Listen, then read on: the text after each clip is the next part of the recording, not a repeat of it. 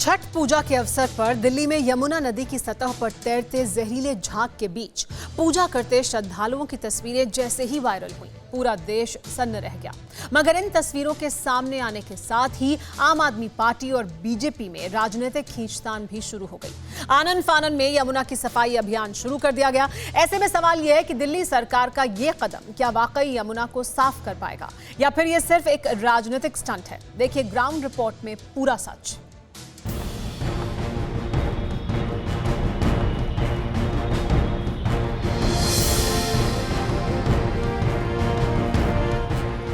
दिल्ली में यमुना नदी इस हद तक मैली हो जाएगी, इसका अंदाजा शायद ही किसी को रहा। यमुना नदी का पानी स्याह काला, पानी की सतह पर तैरता सफेद झाग और इसी के बीच आस्था की डुबकी लगाती छठ की व्रत।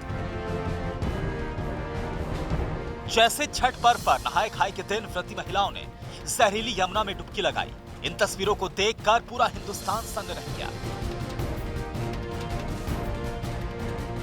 हैरान करने वाली बात यह थी कि दिल्ली में यमुना के हर घाट की तस्वीरें ऐसी ही थी।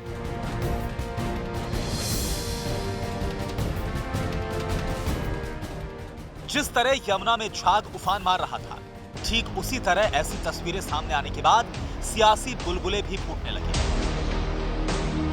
एक दूसरे पर आरोप प्रत्यारोप की राजनीति भी उफान मारने लगी। जहां एक और दिल्ली सरकार ने प्रदूषित यमुना के लिए पड़ोसी राज्य हरियाणा और यूपी को जिम्मेदार ठहराया, तो वहीं बीजेपी ने दिल्ली सरकार पर यमुना को दूषित करने का ठीकरा फोड़ दिया। दिल्ली सरकार की किरकिरी होने के बाद अब लीपापोती करने में जुट गई है। यमुना नदी के कालिंदी कुंज घाट पर आर्टिफिशियल तरीके से झागों को मिटाने का प्रयास किया जा रहा है।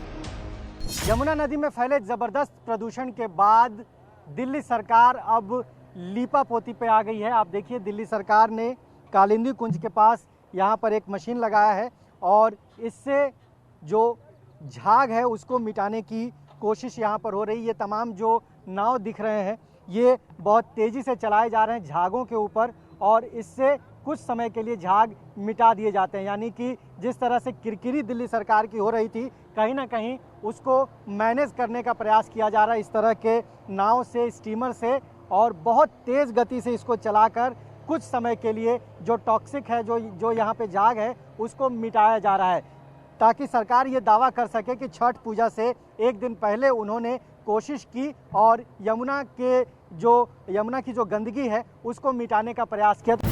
दिल्ली सरकार की तरफ से मशीनें लगाई गई, तेज गति से चलने वाली बोटों के जरिए झागों को हटाने की कोशिश की गई।